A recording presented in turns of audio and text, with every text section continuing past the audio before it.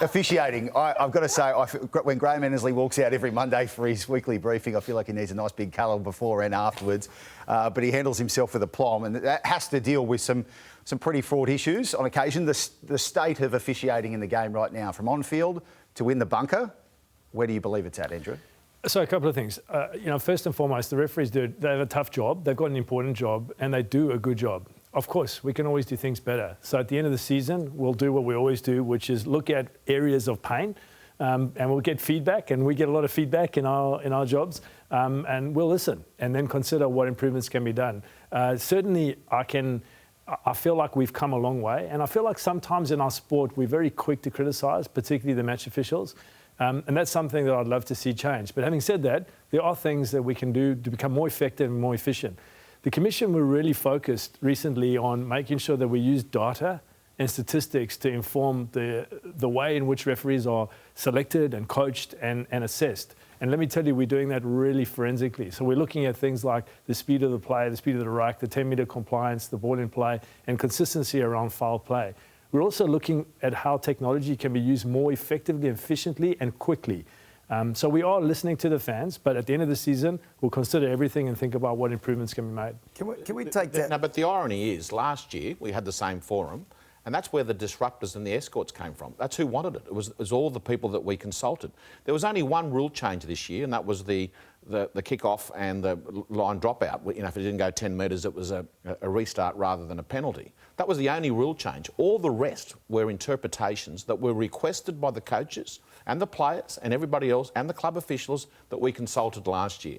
There was only one rule change. All these things have been interpretations. The obstruction rules and all those things, they're all interpretation. And again this year, that's what's going to happen. We're going to have a forum. They're going to bring up the same thing: escorts, disruptors, obstruction. And again, it's going to have to rest with the poor referees and the bunker officials how you interpret it. And the hardest part in any sport is consistency. If you can consistently do it, the same interpretation, well, then there probably won't be any criticism. But at the moment, everyone's human, and one person interprets it this way, another person interprets it that way, and you're always going to have inconsistency. I think the offer from Gus still stands. He can fix it in his lunch break if you need him to do so. So that's keep in mind if you want to reach out to Phil Gould. But if you take a walk down Fair Dinkum Avenue for a second, the last couple of weeks, the referee's been completely different. The way the games were refereed in season to the way they've been refereed in the finals. And most people will say it's been a better product. I was really hoping you were going to say that, Michael, because the answer is... Because the answer is really simple. And if you look at the data and the facts, you'll see it. What we're doing now, there's been no crackdown by the Commission, there's been no crackdown by Graham or myself.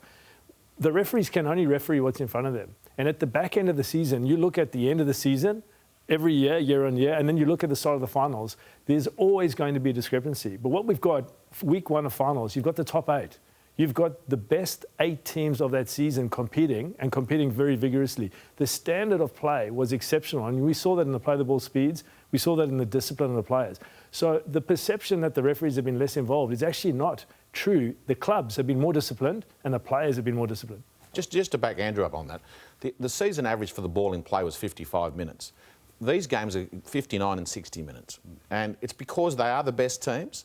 They do have less penalties, less 6 agains, etc. Because if you don't do it, you won't be penalised. And the whole idea of the 6 again was to act as a deterrent. It's for players not to slow down the ruck, not to give the 10 metres. It was always a deterrent. Is there enough accountability, though, for the decisions for the set restarts, for the 6 again calls, in terms of making it known exactly what it was for on the road? Well, we've tried at the stadiums where there's a big announcement made that it's either for the ruck or it's either for 10 metres, and that has worked.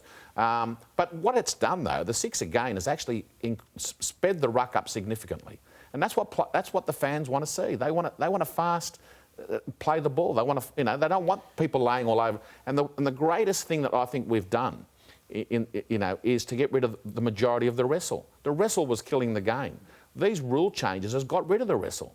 And fans were being turned off by the wrestle. And the sooner it goes completely, the better. Do you want to see a chip put in a ball so we can adjudicate forward passes with technology? As long as it's salt and vinegar. I mean, it's an interesting debate, right? And we talk now about, on one view, remove technology, remove the bunker from decision-making. And on another view, thinking about, can we bring more technology into the decision-making? It's a delicate balance because what do our fans like? They like a game that's fairly continuous and that there's a lot of momentum in the game. So obviously we want to see 100% of decisions accurate, but you've got to be careful around how much you interfere with the game and how often you stop. That's what's so good about the set restart, is it's a deterrent. It's a deterrent for the defending team because they know they have to defend a whole other set of 6, and that could be obviously a big turning point in the game.